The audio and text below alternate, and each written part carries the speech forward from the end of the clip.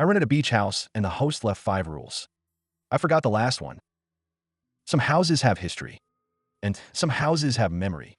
History is what you find in plaques on walls, in yellowed letters inside drawers, in framed photographs of people you will never meet.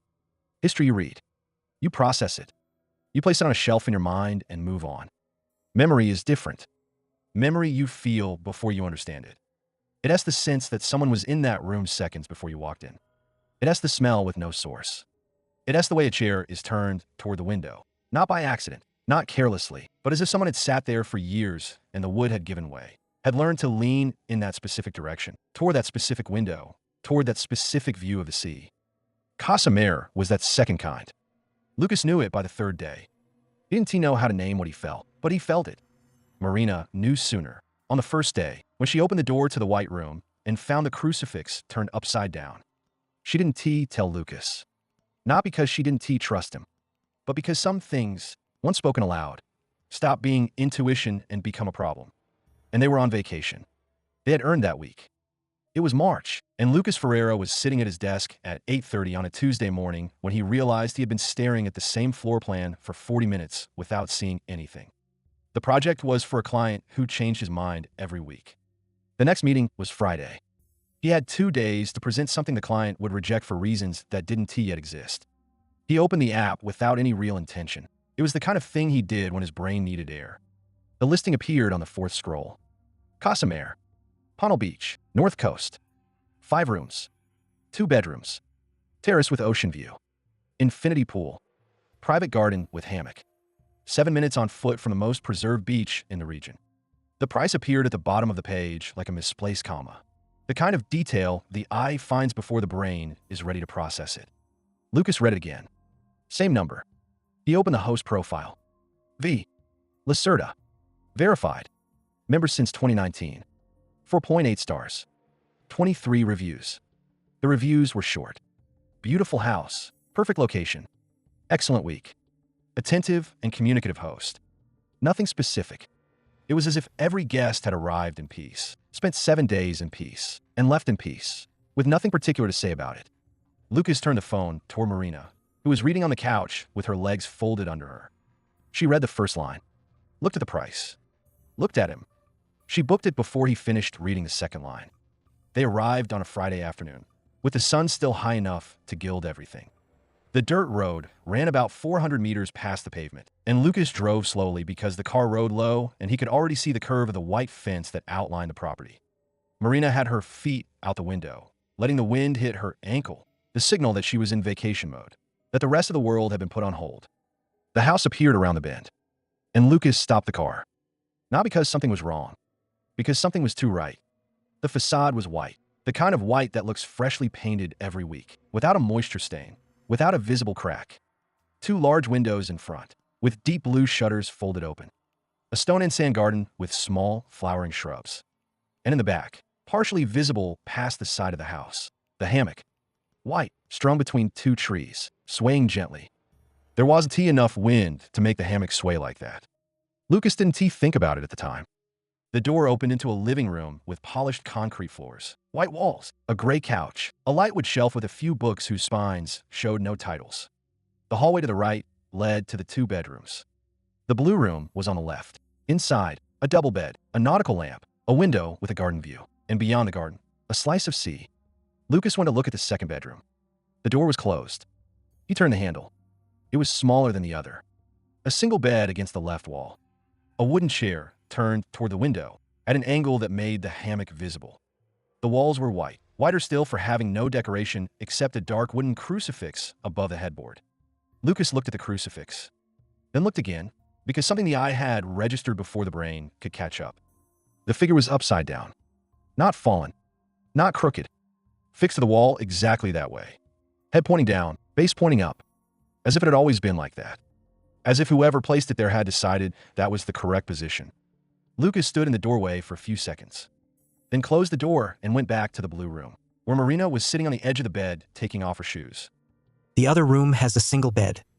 Makes sense for Rule 2. We haven't even read the rules yet. They LL come. The message arrived at 2:37 that Friday afternoon, 40 minutes after they had finished unpacking. Lucas was on the terrace. Marina had settled into the hammock, not lying down, sitting up, back supported, feet on the ground, minimal swaying. The notification was from the app. Message from the host. Hello. Glad you arrived safely. The house is at your disposal. In addition to the platform's standard rules, we ask you to observe these. They're simple, but important for the smooth running of your stay. Below the greeting, numbered, 5 lines. Lucas read them, standing up, phone in hand. Then read them again, more slowly. Then call Marina. Rule number 1. Do not go to the beach after 7 p.m. The tide changes in a particular way at that hour. Lucas reread the second sentence 3 times. Not the tide changes direction. Not the tide rises stronger. The tide changes in a particular way. It was a phrasing too strange to be careless. Someone had chosen that word. Particular. As if the tide weren't a physical force with measurable patterns, but a presence with intentions. As if the absence of explanation were itself part of the warning. Rule number 2. The blue room is for couples. The white room is for those who come alone. Do not switch. So the white room is waiting for someone who comes alone. It is not waiting. It is designated. There is a difference. Is there? He didn't answer. Rule number 3. There is a hammock in the garden. Use it freely, but do not sleep in it. I am just sitting in it. I know. I am not sleeping. I know. She got out of the hammock anyway, with the manner of someone who decides not to test things. Lucas stayed looking at the hammock after she went inside. The residual swaying lasted longer than it should have. There was no wind. The air was still that afternoon. The hammock rocked for too long, as if it were returning the weight of someone who had stayed longer than Marina had. Rule number 4. If it rains heavily, collect all the mirrors and put them in the hallway closet. All the mirrors. All of them. How many mirrors are in here? They counted together that afternoon. Half joke, half not. 1 in the hallway bathroom. 1 in the living room, wide, dark wood frame. 1 in the corridor, narrow and tall. And in the kitchen, small, round, hanging near the window, so discreet that neither of them had noticed it before. 4. Why would anyone put a mirror in the kitchen? He had no answer. Rule number 5. On the last night, leave 1 window open. Any window. It is a local tradition. It was the shortest rule, the simplest, and perhaps that is exactly why it was the easiest to forget. Easy enough. Marina nodded too, and neither of them wrote it down. The first full day was perfect. Coffee on the terrace, beach until late afternoon. The sand at Pontal was coarser than usual, the waves arriving at an angle with a consistency that felt like breathing. Lucas wanted to stay and watch the sun sink into the ocean. It was 6:40 p.m. The rule. He took one last look at the sea and left. On the walk back, his phone buzzed, a work notification he ignored, and when he opened the screen, he saw the time. 7:02. He looked back. The tide had changed. Not the volume, not the direction. There was something different in the water. The sea looked more opaque, as if the floor had risen, as if something large and flat were just below the foam, moving toward the shore. Without ever surfacing, the next wave reached farther than it should have, as if searching for something in the sand that the previous waves hadn't found. Lucas turned and walked faster. Marina hadn't looked back. He said nothing. The second day was hot. They ate lunch on the terrace. Then Marina went inside to get water, and Lucas stayed alone in the garden. The hammock was there. He knew the rule.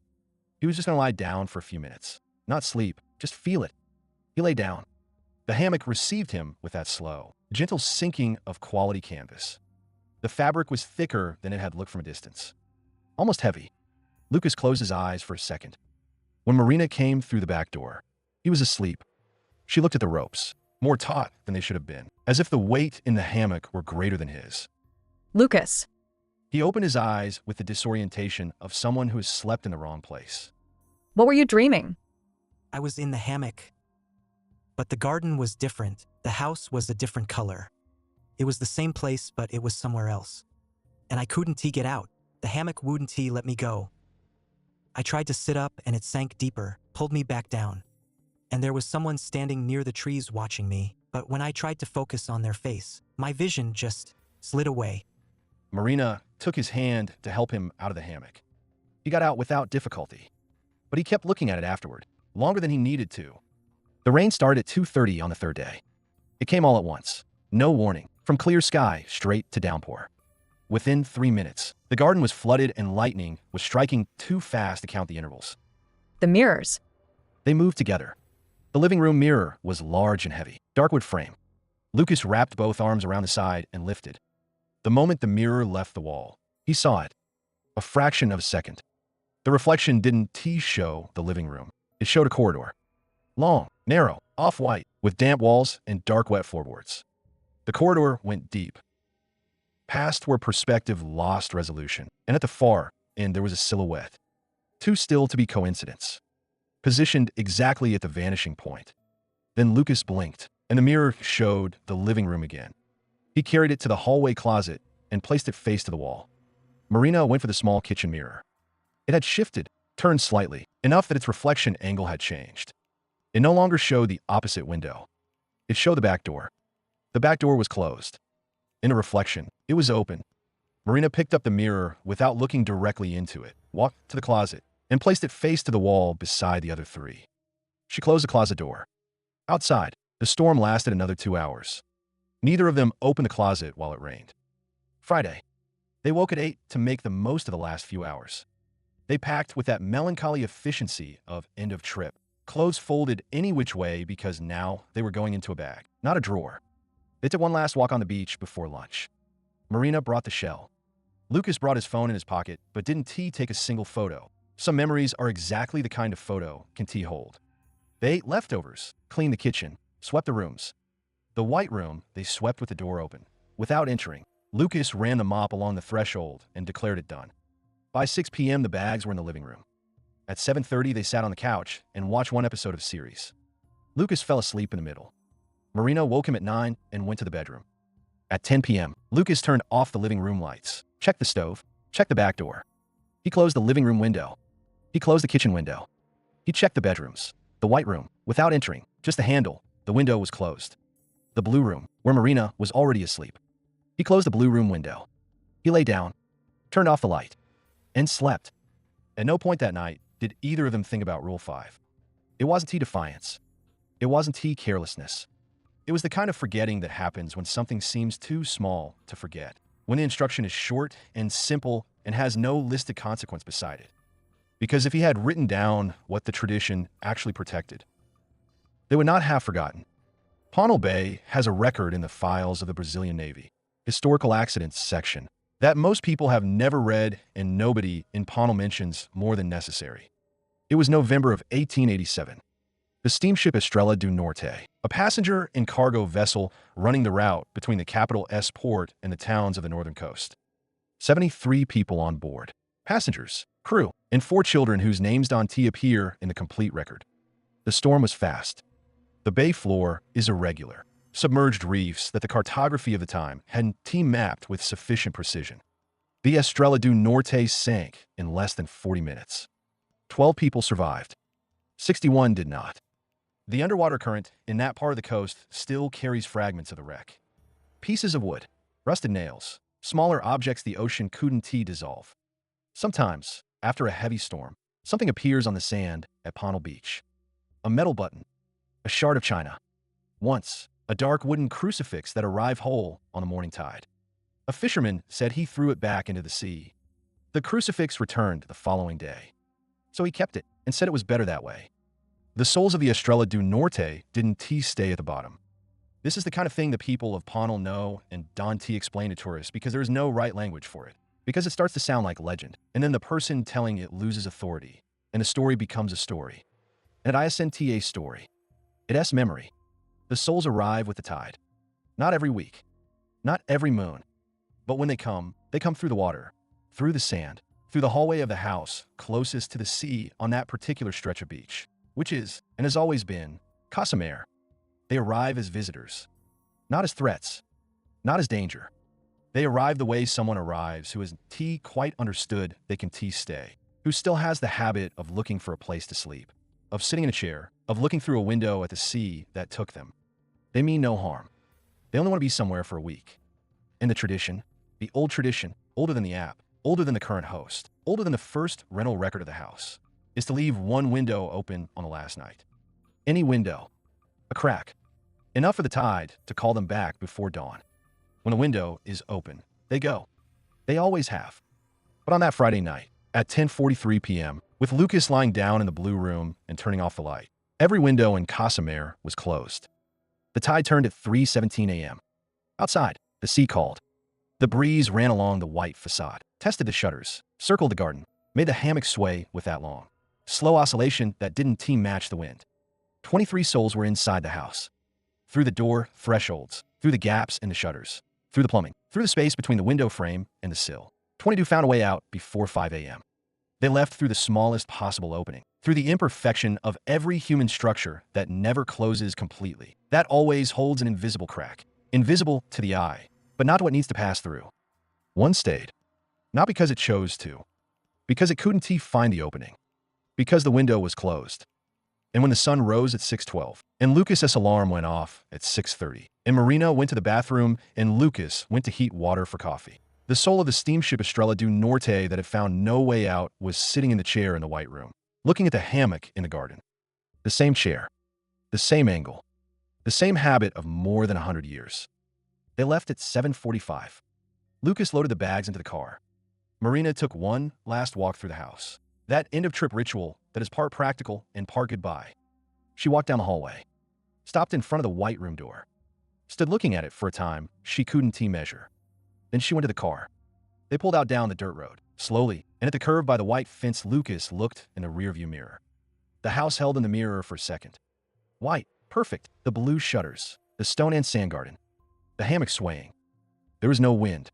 Then the curve closed and the house was gone. Inside, the small kitchen mirror was back in its place. It hadn't been rehung. It had appeared, the same way it had appeared the first time, before any guest, before the host himself. And in the center of the glass, there was a fingerprint. Just one, at the exact center of the mirror. From the inside. That morning, the host received the checkout notification. He opened the app. He waited for the reviews. Short and generic as always. Beautiful house. Perfect location. Excellent week. Attentive host.